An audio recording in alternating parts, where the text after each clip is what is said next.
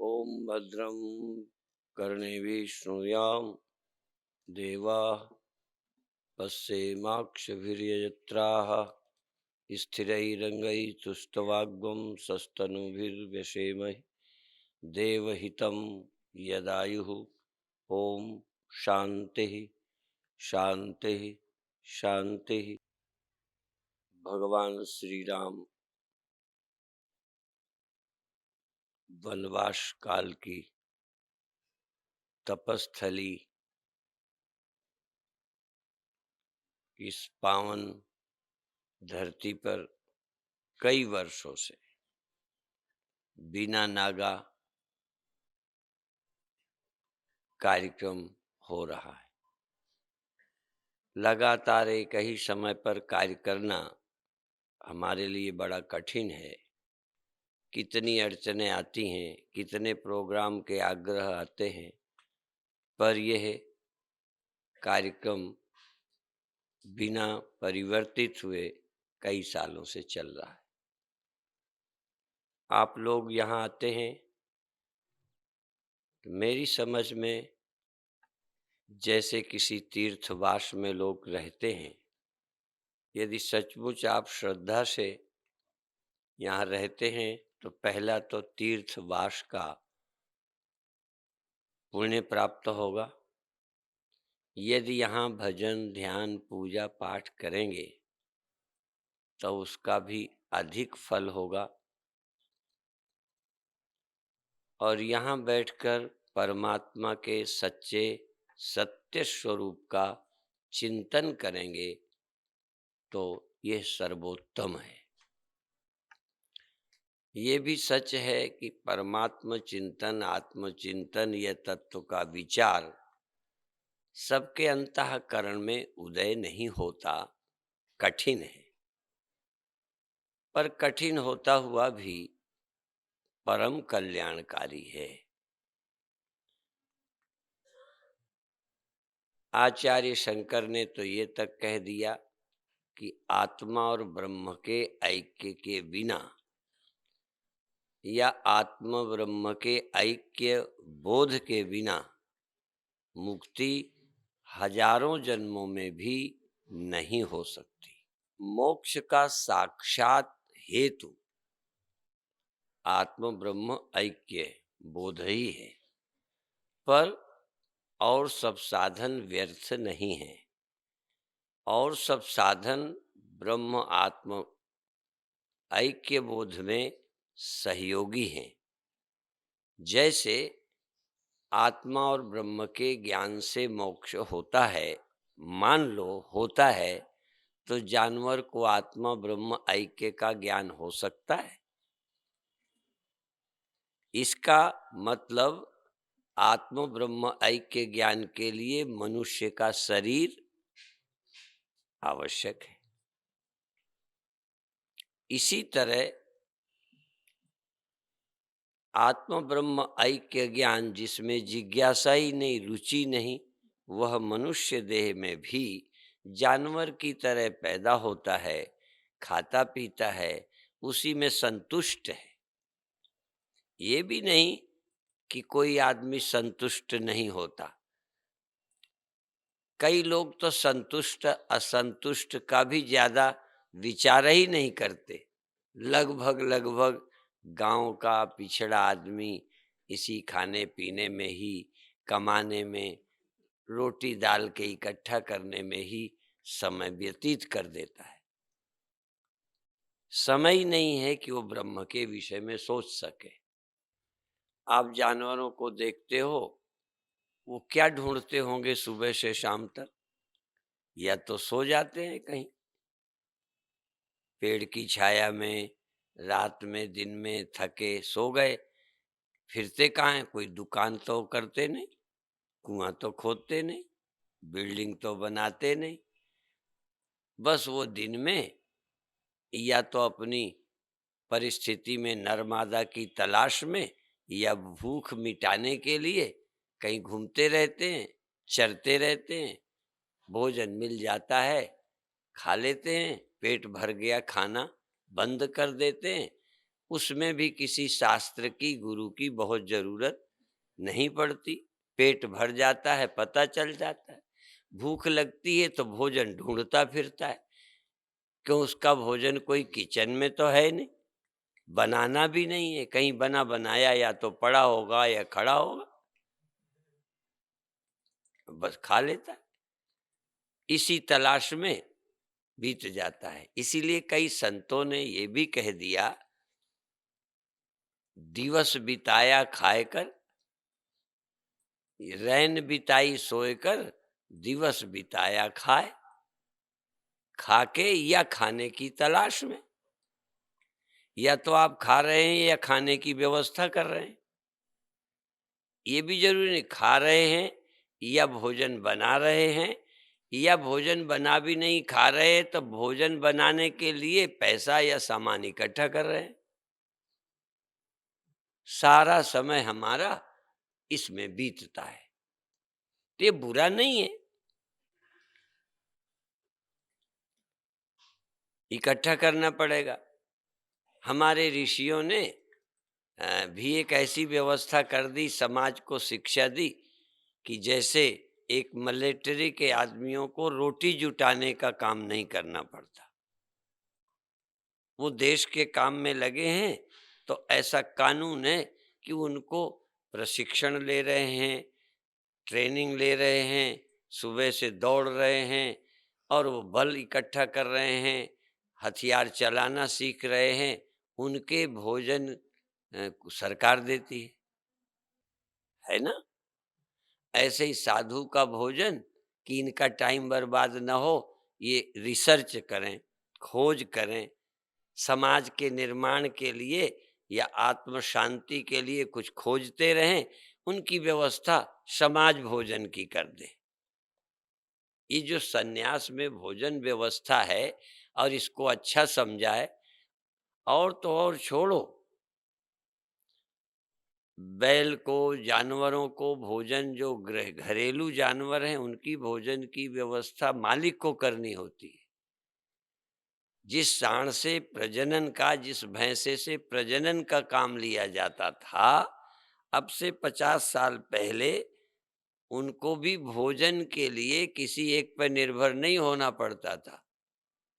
उस सांड को, भैंसे को छुट्टा छोड़ा जाता, चाहे जहां खा ले चर ले, उसको बुरा नहीं माना था।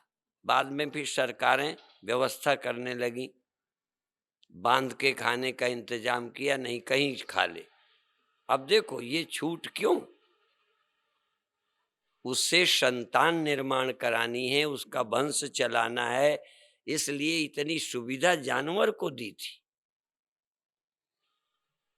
ये आप सबको याद होगा, इसमें मेरी उम्र के कई लोग हैं, हम गांव में जन्मे, हमें पता है कि और सब जानवर बंधे और ये छुट्टे। इतना उपयोगी थे वो, इतने काम के, इतना बुरा काम को नहीं माना। उससे सृष्टि पैदा करनी है, उसको ये सुविधा दी।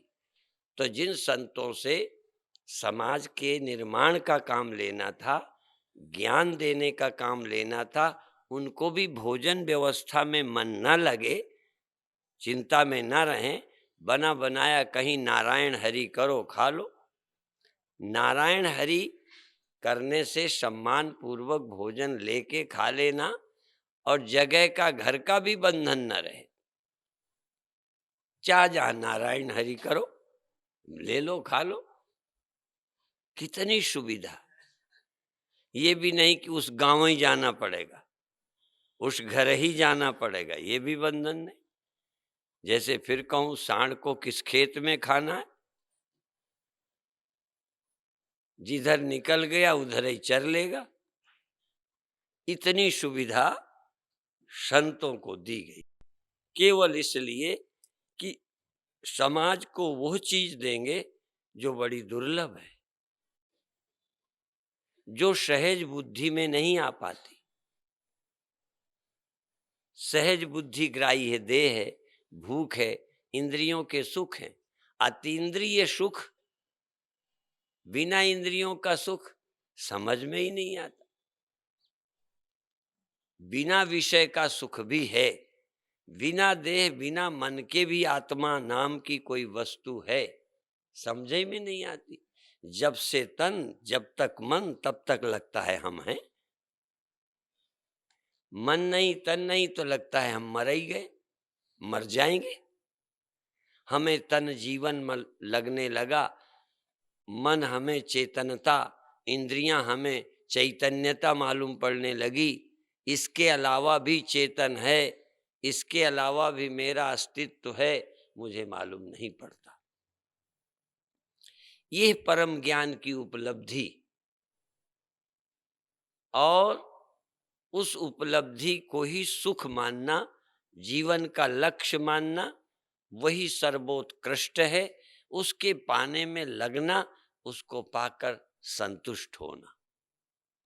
धन को उपयोगी तो मानना, पर धन पाकर संतुष्ट नहीं होना।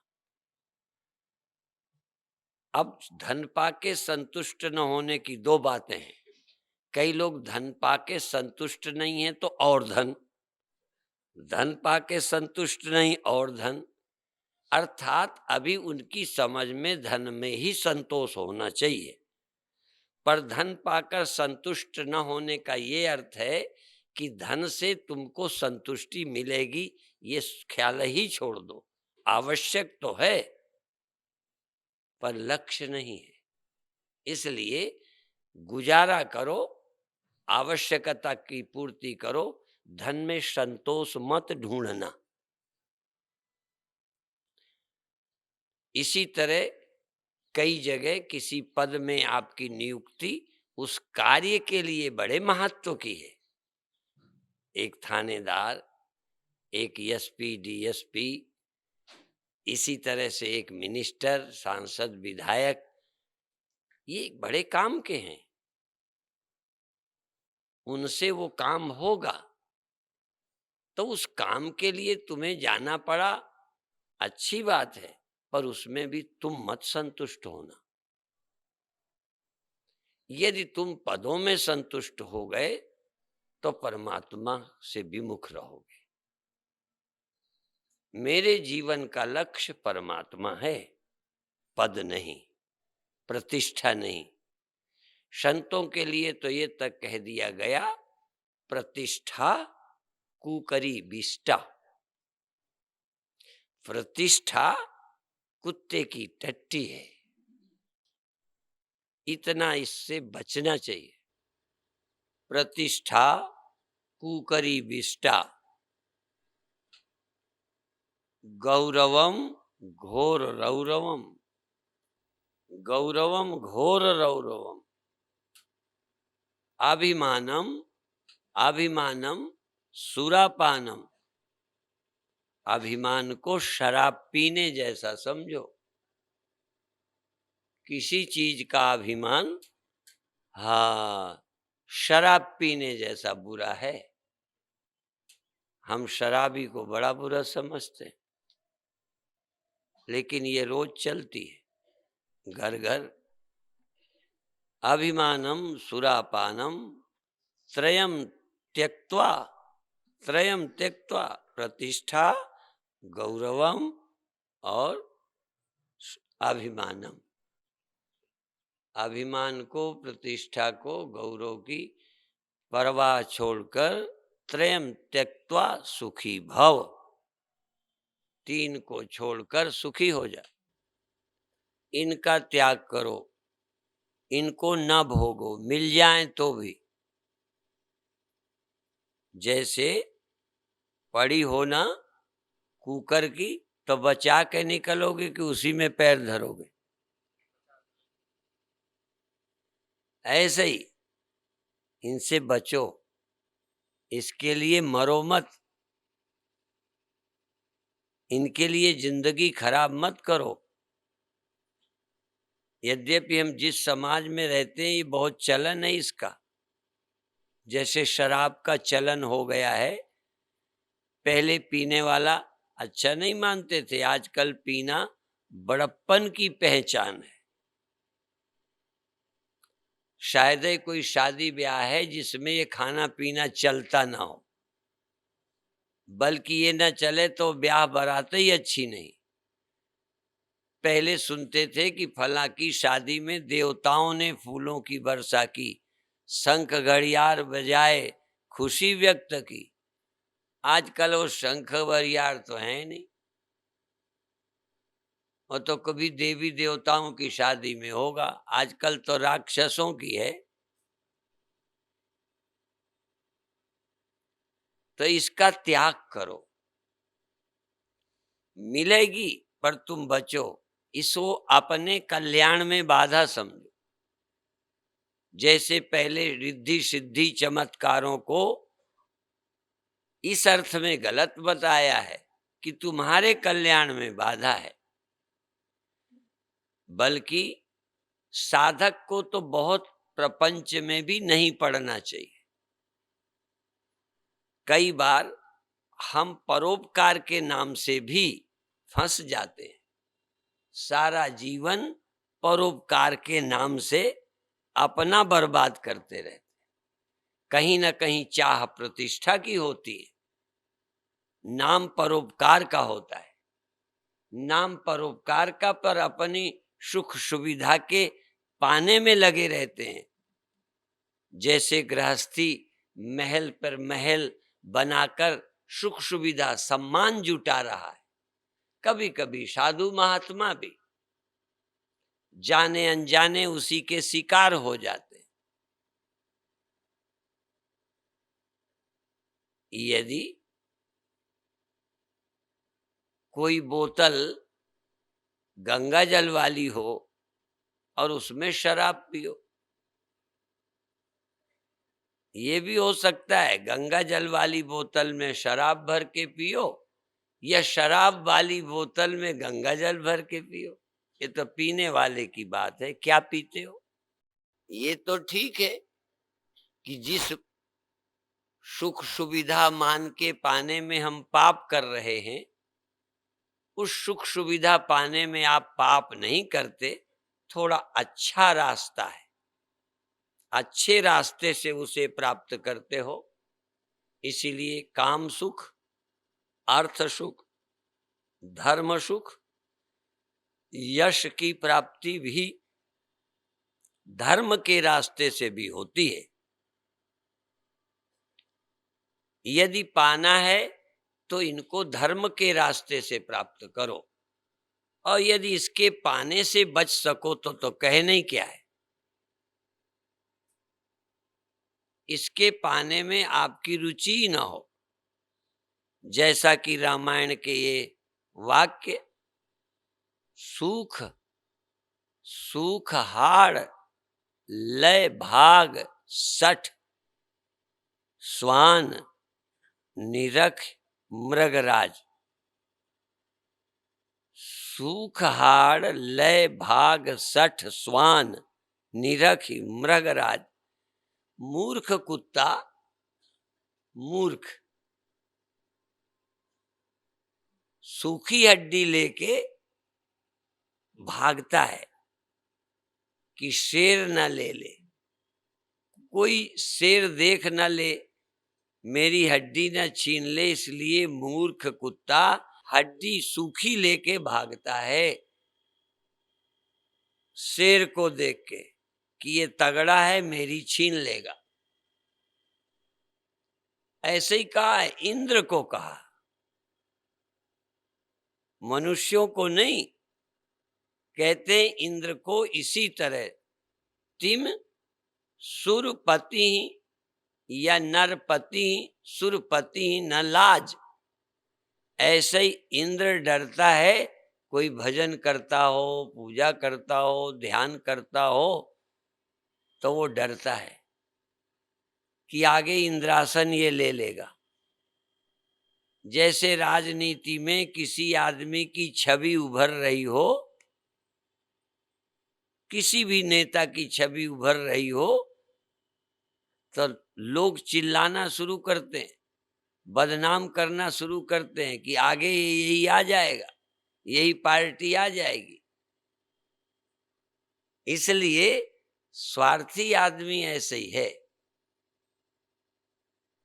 दूसरे की निंदा, दूसरी की पार्टी का विरोध, दूसरे नेता का विरोध क्यों?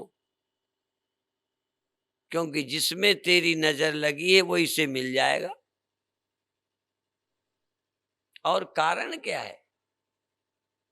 कहते लोग यही हैं कि हम ईर्ष्या नहीं करते, वो बुरा है। बुरे भी होते हैं, पर अधिकतर तो हम उन्हीं की बुराई करते हैं जिससे हमें जलन है।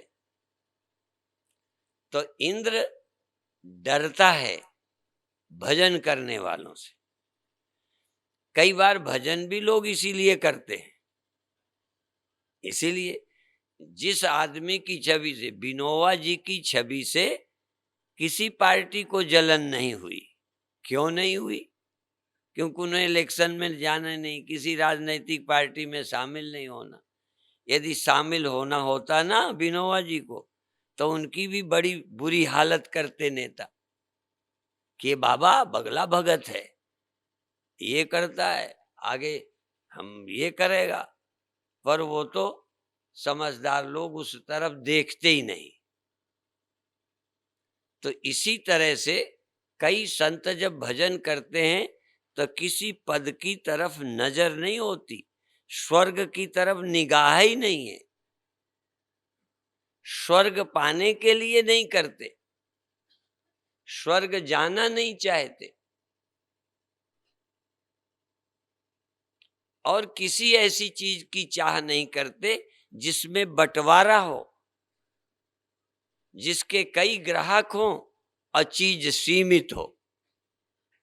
पद सीमित होते हैं। प्रधानमंत्री के कितने पद हैं? 25।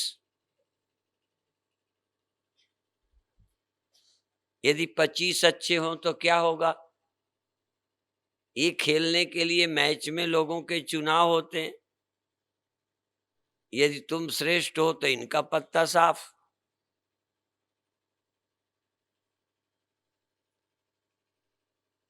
तो संत की दृष्टि उन पर नहीं होती जो सीमित है। सीमित पर झगड़े होंगे। और परमात्मा सबको प्राप्त है, सिर्फ प्राप्त का सुख लेना है। एक नदी है, बह रही है, कोई नदी के वहां खड़ा है, कोई कहीं खड़ा है, कोई कहीं खड़ा है, चाहे जहां पानी पी ले। जानवर की नांदी में चारा डाला जाता है, यद्यपि बांधते हैं, तब भी शायद ही कोई जानवर हो जो दूसरे की आगे मुंह न मारे। इतनी अकल जानवर को है कि अपना तो चाहे जब खा लूंगा, इधर वाला पहले खा लूं।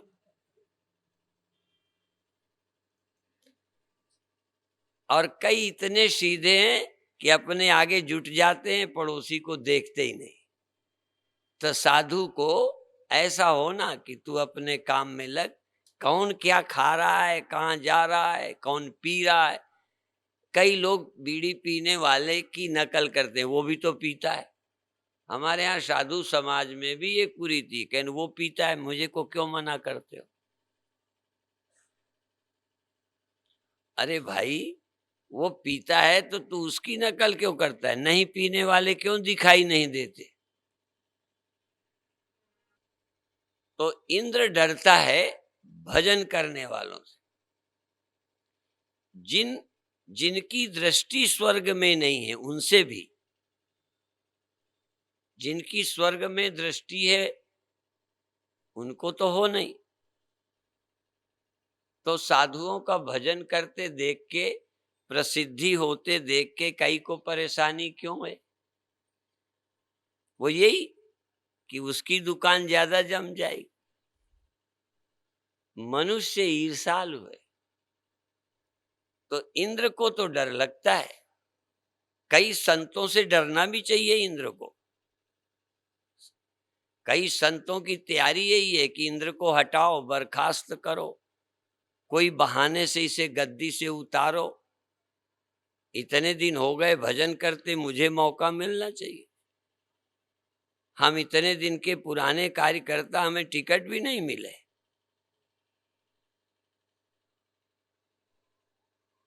तो कई लोगों का भजन पूजा पाठ भी इसीलिए है। ऐसे ही एक कथा आती है, नाम जाति का नहीं लेना। वो तप कर रहा था, तो वो राज्य छीनने के लिए। कई का तप भी किसी का हक छीनने के लिए, लेकिन ब्रह्म की प्राप्ति में किसी का कुछ नहीं छीनता। आप भगवान को पा जाए तो इनके लिए भगवान नहीं बचा। कितने लोग भगवान को पा जाएं तो बाकी को जगह न रहेगी। इसलिए भगवान ही एक ऐसा है कि जिसकी प्राप्ति में किसी को ईर्षा नहीं हो सकती, ना होनी चाहिए।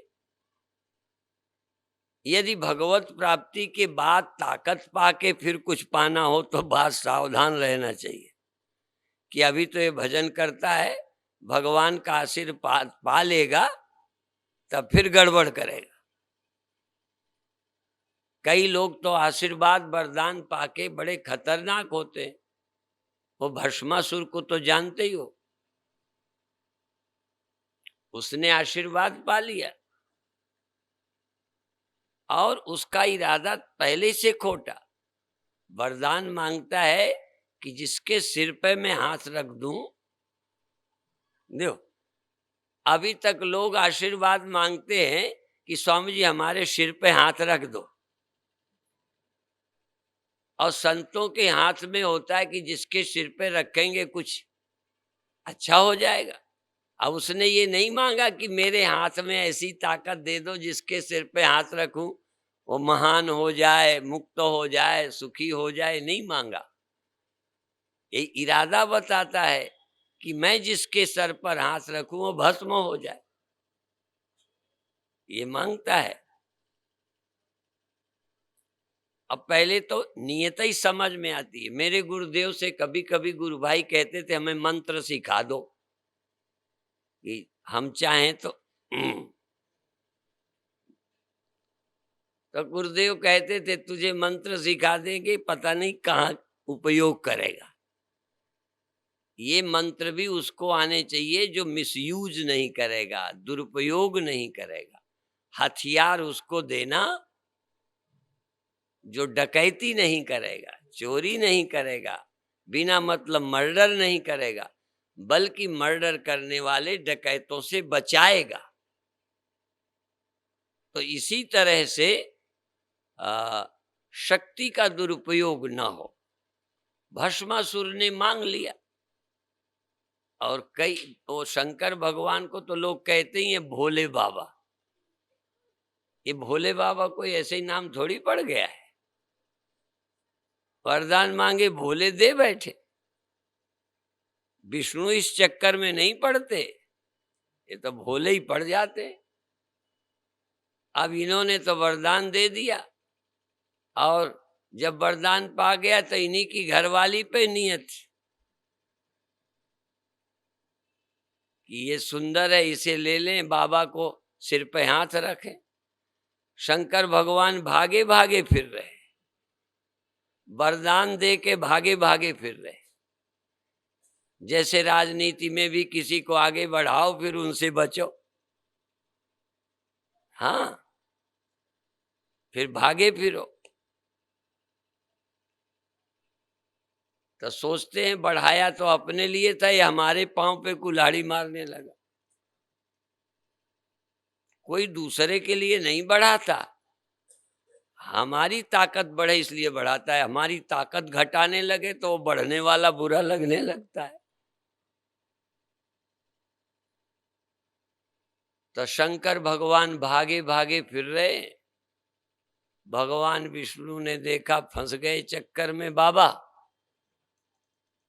तो वो खुद ही मोहिनी का रूप धारण करके, पार्वती का रूप धारण करके आगे आए। कहन कहे भागा फिरता है जब जो जिसका राजी, तो का करे काजी। मैं तो तैयार हूं, मेरे लिए ही ना भस्म करेगा। मैं जब तैयार हूं, जाने दो बाबा को, मैं तेरे साथ रहूंगी। सो थोड़ी देर बातें मीठी मीठी करे भी, चाहे कुछ करा ले। हाँ, ये भी है। कामी आदमी को थोड़ा इसका चस्का देने की बात कर दो, भी चाहे जो कुछ करा, भी चाहे माँ बाप छुड़ा दो, कुछ भी करा लो। तो अब वो कहती है मुझे नाच देखने का शौक है, बस नाच दो फिर तो मैं तेरी ही हूं।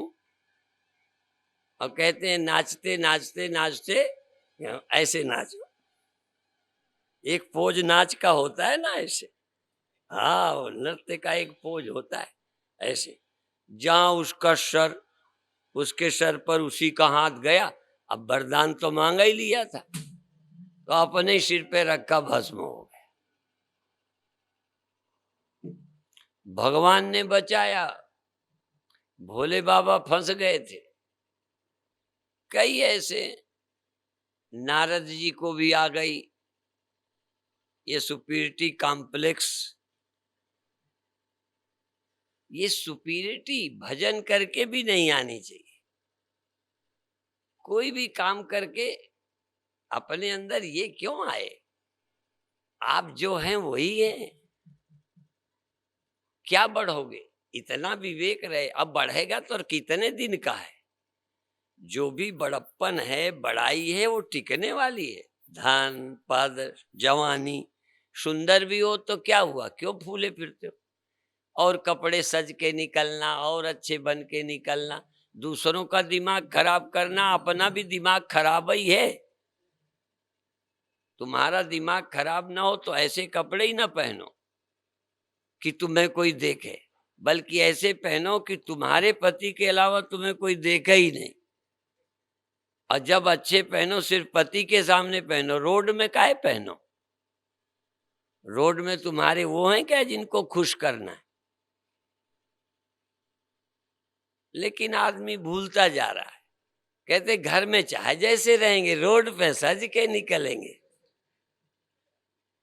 जबकि घर में सज के रहो, तुम्हारा पति देख के रीझे, ये रोड वालों को क्या रिझाना? पर आजकल लड़का लड़कियां तो रोड ही के लिए। अब फिर जब स्वयंवर में जाना हो तो सज के निकलो कि कोई माला पहनावे या तुम पसंद कर सको, नहीं रिजेक्ट कर देगा। तो जब उसकी तैयारी बन जाए तो सजना बुरा नहीं है। वर्ण कर ले, चुन ले, तुम चुन सको, इसलिए अच्छाई बुरी नहीं है। पर मैं कह रहा था कि भोले बाबा आ गए।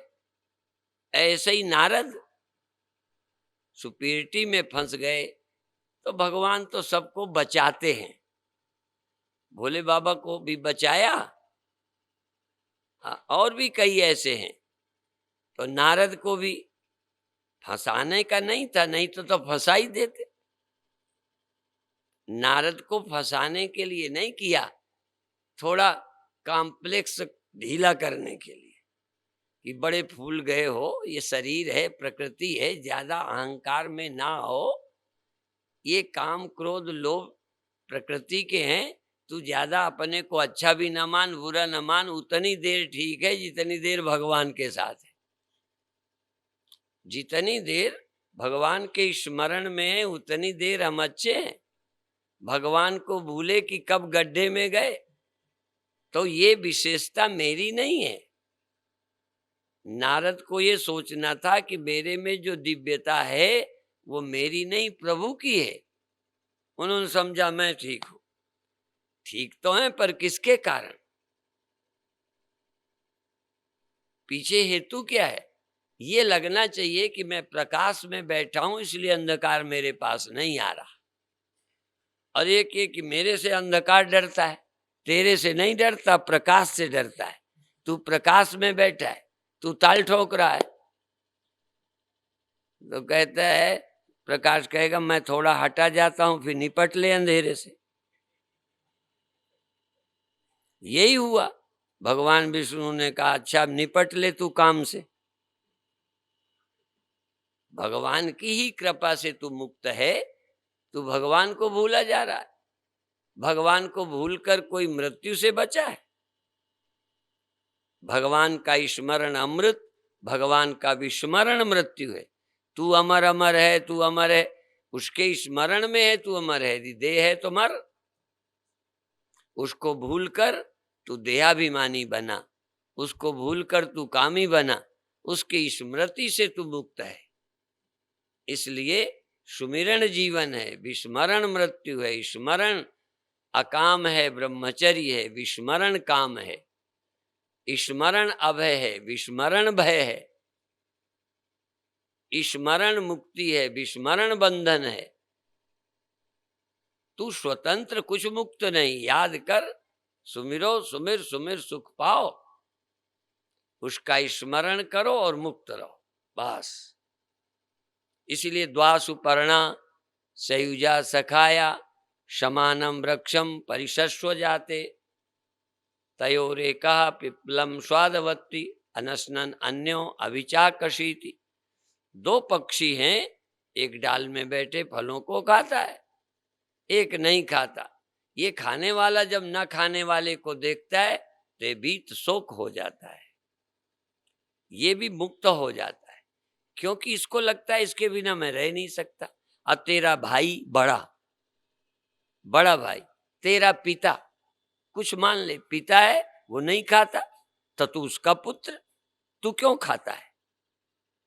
यदि तेरा भाई नहीं पीता तो तू क्यों पीता है? दूसरा पक्षी ठीक है, साक्षी है, और तू भोगता है। तू भी भोगता न बन, तू अकर्ता, तू अभोक्ता। तू प्रभु की याद कर, उसके स्वरूप का, उसके गुण का स्मरण कर, तो तू भी वही हो जाएगा। ब्रह्मविद ब्रह्मयु भवति, सोई जाने जे देव जनाई, जानत तुम्हें तुम्हें हो जाए। उसका स्मरण करो, उसको विस्मरण करके फंसे हो। तो नारद को अहंकार हो गया, सब पता ही है। भगवान को फंसाना तो था नहीं, और थोड़ा अहंकार चूर्ण करना था बस, कि तू अपने अंदर स्वतंत्र गुण मत मान कि मैं स्वतंत्र मुक्त हूं। तू प्रभु के स्मरण से ही मुक्त है, तू उसकी याद से ही मुक्त है, तू उसकी समझ से मुक्त है, बस। और ये बंधन की समझ उसके भूलने से आई है। इसलिए भगवान ने थोड़ा तमाशा दिखा दिया। जानते हो सब, लंबी कथा क्या करनी। माला के लिए दौड़े, ये हुए, और आग लगाई। जिसको जो यहाँ माला पहनाना था देखा उनके पास बैठी है, विष्णु के पास, तो और आग लगी कि मेरी एक नहीं होने दी, अपना दो दो रखे हैं। हाँ, कभी कभी ये भी आदमी तुलना करता है, हमें मना करते हैं, आप तो खुद ऐसे रहते हैं। ये तो चेलों में भी आता है कि गुरु की जल्दी नकल करेंगे। तो अब नारद को ये भी लगता है कि एक तो लक्ष्मी पहले थी, ये जो माला पहने आने ये भी इन्हीं के पास बैठी, मेरे को ये तमाशा दिखाया, बेइज्जती कराई, ऐसे तो श्राप दे दिया। श्राप देने के बाद भगवान ने असलियत दिखा दी। तब गलती मानते हैं, मुझे क्षमा करो, ये हो गया। कहने लगे ये भी मैंने ही कराया है, का क्षमा करूं, ये तो मेरा ही खेल है, मैंने दिखा दिया। न यहाँ कोई है, न कोई और है, न मोहिनी है, दिखा दिया स्वप्नों की तरह। ये सारे लोगों का स्वप्न चल रहा है। मोह निशा सब सोवनिहारा, देखई स्वप्न अनेक प्रकारा, यही जग जामिनी, जागही जोगी, परमार्थी प्रपंच वियोगी। और इसी में एक लाइन ये सुन लो, इसीलिए गृहस्थ मार्ग है, न प्रकृति से ज्यादा लड़ना पड़े।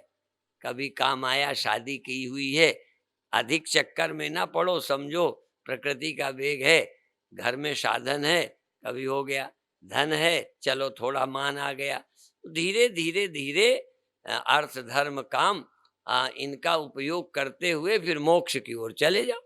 एकदम छोड़कर जाओगे तो कहीं पीछे गिर ना पड़ो।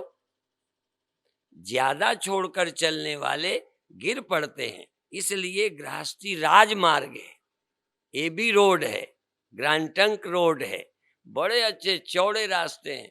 गृहस्थ में चलते हुए राम गृहस्थ, कृष्ण गृहस्थ, वो इसलिए कि तुम ऐसे ही चलो, ज्यादा तुम बाबाओं के चक्कर में भी मत पड़ो। अब तुम त्याग करो फिर लौट पौट के घर ही झांकते फिरो। हाँ, इसीलिए ये कहावत है। आखिर कथाएं क्यों बनी कि एक पति साधु बनने लगा तो कई स्त्रियों में बड़ा धैर्य है। कई तो हम क्या करेंगे फलाना, कहते मेरी चिंता मत करो, मैं रह लूंगी आपके बिना। हाँ, स्त्रियां कई बार पुरुषों से ज्यादा वो कहती हैं मेरी चिंता मत करो, मैं तो रह लूंगी, पर एक बात तुम्हें जरूर कहती हूँ, तुम साधु बन जाओ। पर यदि घर छोड़े निज घर मिले तो घर छोड़ो नाथ। छोड़ दीजिए, यदि घर पहुंच जाओ ना तो छोड़ दो। और घर छोड़े घर घर फिरो। एक छोड़ो घर घर फिरो और एक छोड़ो उन्हीं में मन जावे, तो यहीं बने रहो, काहे का बाबा बनते हो। तो स्त्रियों में बड़ा धैर्य है, तप है, त्याग है। वो कहती है मैं समझ लूंगी मेरी शादी नहीं हुई, मैं समझ लूंगी कि मैं विधवा हो गई, पर वो मुझे अच्छा नहीं लगेगा। स्त्रियों को अपना पति भटकता अच्छा नहीं लगता। साधु बन जाए, सचमुच ज्ञानी बन जाए तो पत्नी नमस्कार करेगी कि मेरा पति परमात्मा हो गया, मेरा पति दिव्य बन गया। तो कोई बात नहीं, यदि मुझे कष्ट उठाना पड़ा, मेरा पति इतना महान हो गया तो अच्छी बात है। और तुलसीदास को तो पहले साधु भी बनाया, जो कसर रही थी दोबारा भी बनाया। ये शायद आपको नहीं मालूम। पहले तो झाड़ फूंक के बाबा बनाया ही, पर जब काफी प्रचार हो गया तो जैसे घोड़ी पर वो लादते हैं ना, वो एक झोली होती है दो तरफ, आधा सामान इधर आधा, वो घोड़ी पे लादते, कई अपने कंधे पर भी लाद लेते। तो तुलसीदास अपने कंधे पे झोली लादे फिरते रहते थे। आटा दाल सामान सब बनाना खाना, फिर आगे का जुटा के रखना, स्वयं पाकी बनते ना। तो कहीं घूमते घूमते तो वो भी आ गई एक जगह, घरवाली, तो पहचान गई कि ये तो मेरे पति देव हैं। तो उसको प्रेम आया कि मैं कुछ मदद कर दूं। क्या सामान? आटा, कहने लगे है, चिमटा है, तवा है, कटोरी है, धनिया मिर्च मसाला है, सब है। तब पत्नी कहती है मुझको भी झोली में डाल लो। आखिर आखिर रह क्या गया, सब तो लिए फिर रहे हो। हाँ, वो पीछे ही पड़ी रही, तब तुलसी बने, कोई ऐसे ही नहीं बन गए। फिर तुलसीदास, पत्नी ने तुलसी को तुलसीदास बनाया। तो कई स्त्रियां अपने पति को महान बना देती। तो खैर विषय ये था कि आप एकदम मत बचो भोजन से। जैसे पहले मैं कई नवरात्रे ऐसे रहा, नहीं खाता था, और कई नवरात्रों का व्रत किया। इस बार संकल्प किया कि शाम का नहीं भोजन करेंगे, बाकी खा लेंगे। तो ये इसलिए उदाहरण दिया कि आप भी नवरात्रे को चाहे जैसा करो, पर पूरे जीवन को नवरात्रे की तरह एक संयमित, कि इतना जरूरी है, इतना खाएंगे, इतना पिएंगे, इतना गृहस्थी में समय देंगे, इतना धन कमाने को देंगे। बिल्कुल त्यागी मत बनो। अब बिल्कुल त्यागी बनोगे, कमाओगे नहीं ना, तब इस भगत ने उनको 21 चढ़ा दिया ना। अब हमारे स्वामी जी बड़े त्यागी हैं और ध्यानी भी हैं। हम कभी कभी सोचते रहते, इतने त्यागी संत, गुरु भक्त संत, बहुत मैं इनसे प्रसन्न रहता हूँ, सच बात है। पर लगता है थोड़ा सा पुर्जा गड़बड़ है।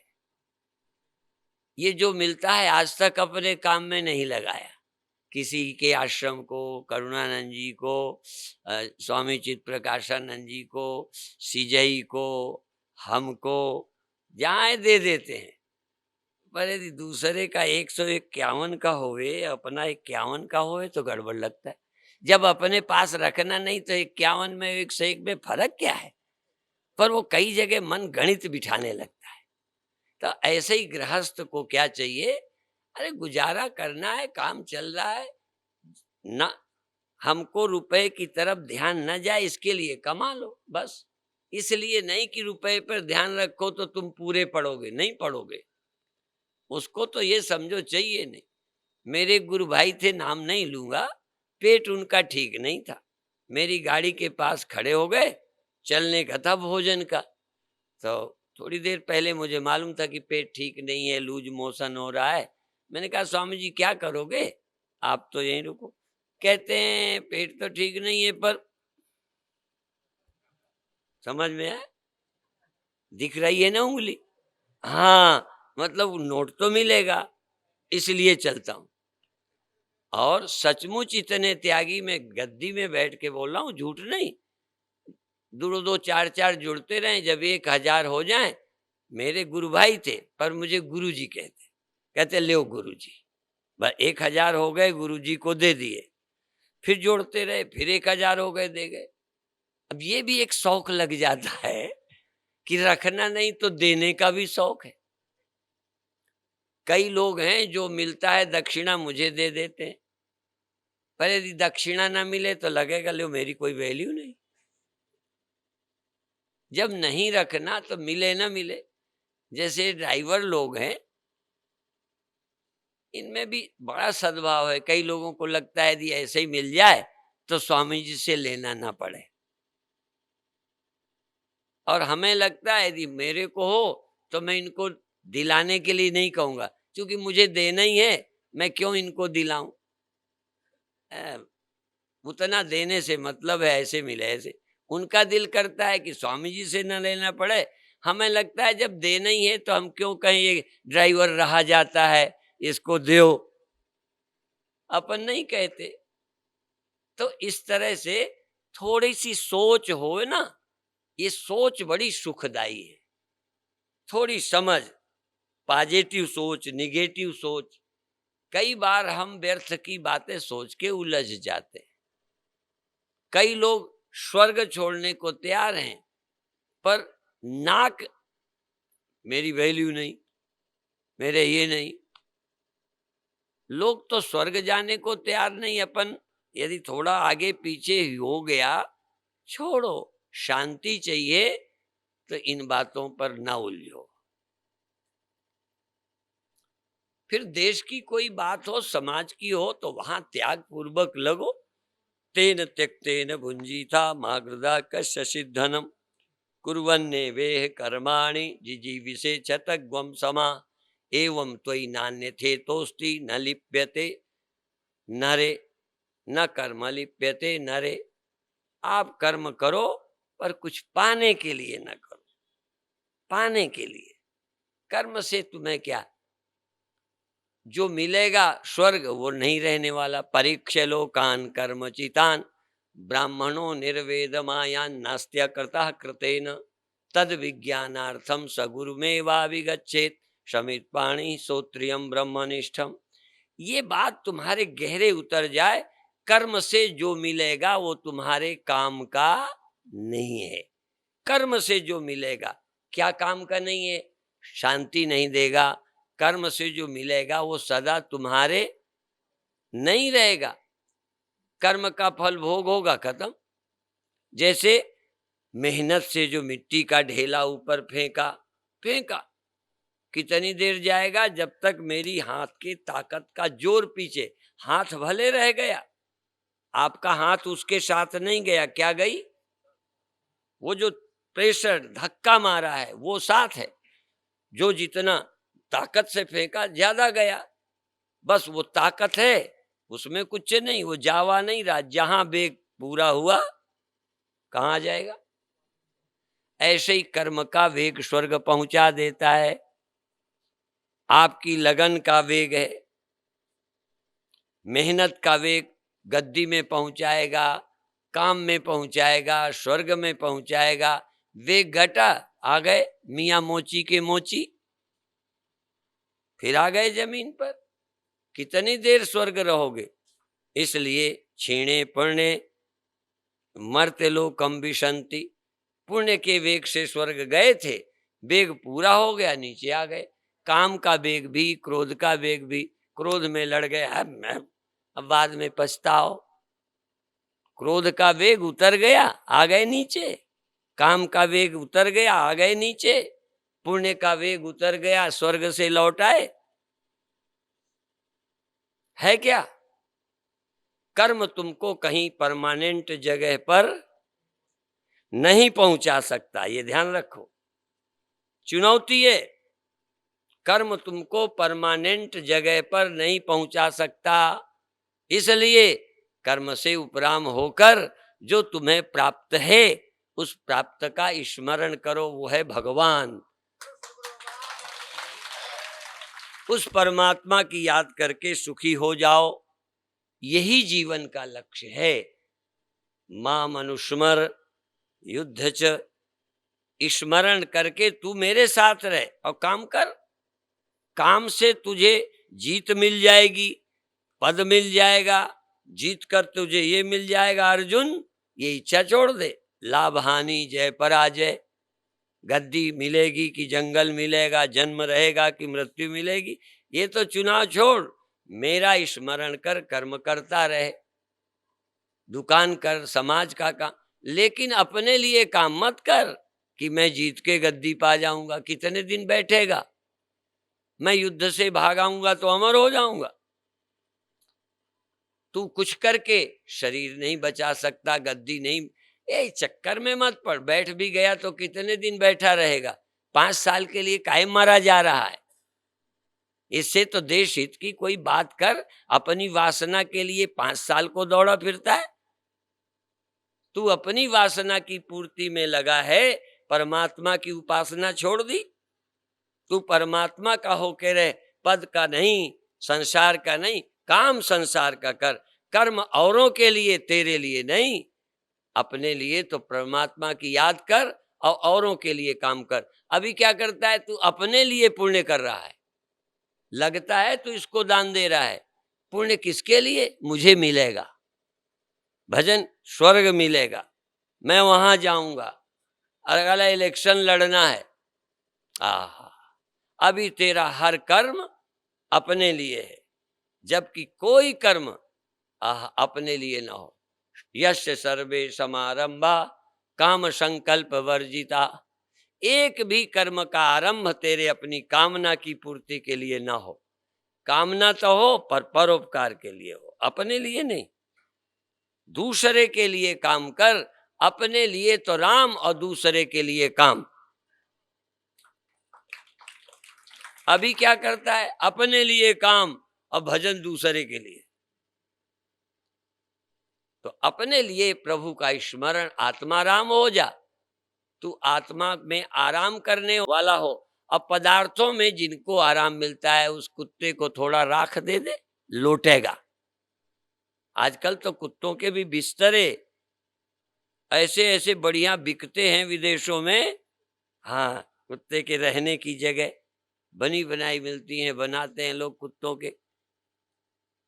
ऐसे ही जिनको विषय चाहिए, संसार चाहिए, इसी को सब समझे हैं, उनके लिए तू कर्म कर। जैसे माँ बच्चे को दूध पिलाए, माँ के स्तनों में दूध अपने पीने के लिए, ऐसे ही तुम्हारी जो भी कर्म सामर्थ्य है वो औरों के लिए है, अपने लिए नहीं है। अपने लिए बच्चा भी नहीं है, अपने लिए राजनीति नहीं, कुछ नहीं, अपने लिए स्वर्ग नहीं। यदि कर्म भी है तो मेरे कर्म से किसी को कुछ मिलता है तो मिल जाए, मैं तो विश्राम में सुखी हूं, कर्म में नहीं, विश्राम में। जब मैं कर्म के से रहित होकर आत्माराम होता हूं, मुझे जरूरत नहीं। और जो विश्राम में कर्म करते हैं, जिनको फल की इच्छा ही नहीं, उनका कर्म भी विश्राम है। तनाव तब होता है जब हम फल के लिए काम करते हैं। काम में लगे भी हैं, इलेक्शन में डर लगा पड़ा है, अरे हम अच्छा काम करते हैं, हमें कुछ पाना है, क्या पाना है? ऐसा व्यक्ति जिसको पाना शेष न हो। और भगवान कृष्ण का ये उदाहरण शेष याद रखो। भगवान कहते हैं, मैं तो जन्म भी लेता हूं तो अपने लिए नहीं, मुझे कुछ अप्राप्त नहीं जिसके लिए मैं शरीर धारण करता हूं, जिसके लिए मैं काम करता हूं, मुझे कुछ पाना नहीं, मुझे कमी क्या है? तो यदि मनुष्य में तुम्हें न समझ आए तो भगवान की याद करो, ये विश्वास करो कि भगवान झूठ नहीं बोलते, उन्हें कोई इच्छा नहीं है फिर भी काम करते हैं। किसी को प्यार देते हैं, किसी को धन देते हैं, किसी को मान देते हैं, किसी को अधिकार देते हैं, अपने लिए कुछ नहीं चाहिए। और कोई होता तो युद्ध से भाग जाता कि हम दूसरे के पचड़े में क्यों पड़े, लड़ाई इनकी, मैं क्यों बीच में, मुझे क्या लेना देना, मैं तो भगवान हूं। पर कहते हैं तू लड़ता है तो तेरे साथ हैं, हमें कुछ नहीं चाहिए, कहीं का सिंहासन नहीं चाहिए। और मान लो सिंहासन पर बैठ भी जाए कृष्ण, मान लो द्वारिका के बन जाए, तो वो भी तुम्हारे लिए। यदि वो राजा भी बनेंगे तो तुम्हारे लिए, सन्यास भी लेंगे तो तुम्हारे लिए, अपनी कोई इच्छा ही नहीं। अभी हम सन्यास भी लिया तो मोक्ष के लिए, सन्यास लिया तो मोक्ष के लिए, गृहस्थ बने तो भोग के लिए। अभी भी कहीं ना कहीं चुनाव, भगवान कहेंगे ना मुझे सन्यास लेना है ना गृहस्थी बनना है, जैसा समय आए मैं राजी हूं उसी में जिसमें तेरी रजा है। भगवान कृष्ण राजी हैं। आप समझते होगे वो तो कहते हैं मुझे चुनाव ही नहीं। अब भगवान चाहते हैं कि तू भी मेरी तरह हो जा, तेरे जीवन में चुनाव न रहे। यही परम ज्ञान है। शेष चर्चा कल फिर करेंगे।